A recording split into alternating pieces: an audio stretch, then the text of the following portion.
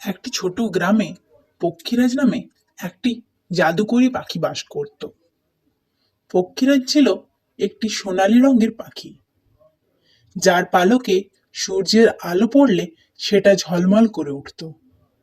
পক্ষীরাজের একটি বিশেষ ক্ষমতা ছিল, যে তার পিঠে চড়ে সে অতি দ্রুত যে কোনো জায়গায় যেতে পারে। এই গ্রামে দুই বোন বাস করত, ছোট বোন মেঘলা আর বড় বোন ঝর্ণা। মেঘলা ছিল খুব দুঃসাহসী ও কল্পনাপ্রবণ। অন্যদিকে ঝর্ণা ছিল শান্ত ও বুদ্ধিমতী। একদিন মেঘলা শুনল যে পক্ষীরাজ নাকি জাদুকরী ঘোড়ার রাজ্যের পথ চেনে।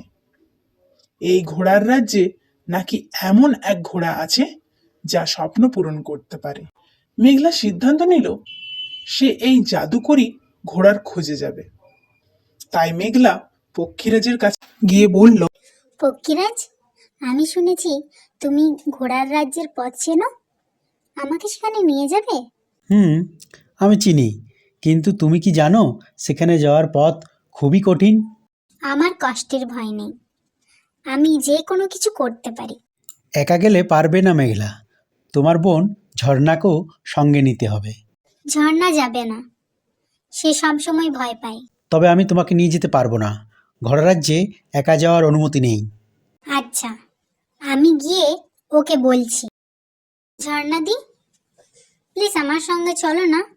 তুই আবার কি ঝামেলায় যাচ্ছিস? এটা কি আরেকটা কোনো কল্পনা? না, এটা সত্যি।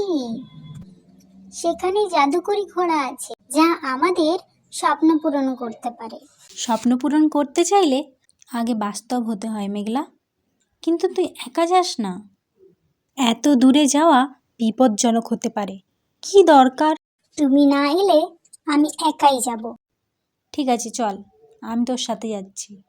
পক্ষীরাজ তাদের পিঠে তুলে উড়ে চলল। ওয়াও, এত উঁচু থেকে গ্রামটা এত ছোট দেখাচ্ছে। তাদের সামনে আকাশ জুড়ে মেঘ, রোদ আর তারার খেলা। আকাশের এই সৌন্দর্য আগে কখনো দেখিনি। এটাই আকাশের জাদু। এখন শক্ত হয়ে ধরো, আমরা ঘোড়ার রাজ্যে পৌঁছে গেছি।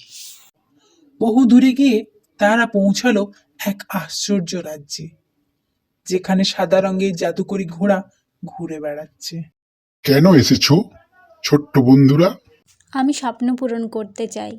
আমিও জানতে চাই আমাদের জীবনের সত্যিকারের সুখ কি। আমি সেই ঘোড়া যার স্বপ্ন পূরণ করার ক্ষমতা আছে, কিন্তু তোমরা যদি সত্যি সুখী হতে চাও তবে তোমাদের আগে জানতে হবে কোন স্বপ্ন তোমাদের জীবনের সবচেয়ে গুরুত্বপূর্ণ। ঝর্ণাদি, তুমি তো আমার সেরা বন্ধু। তোমার সঙ্গে থাকলেই আমি সবচেয়ে বেশি সুখে থাকি, আর তুইও আমার আনন্দ। অন্য কোনো স্বপ্নের দরকার নেই। তোমাদের বন্ধনই সবচেয়ে বড় জাদু।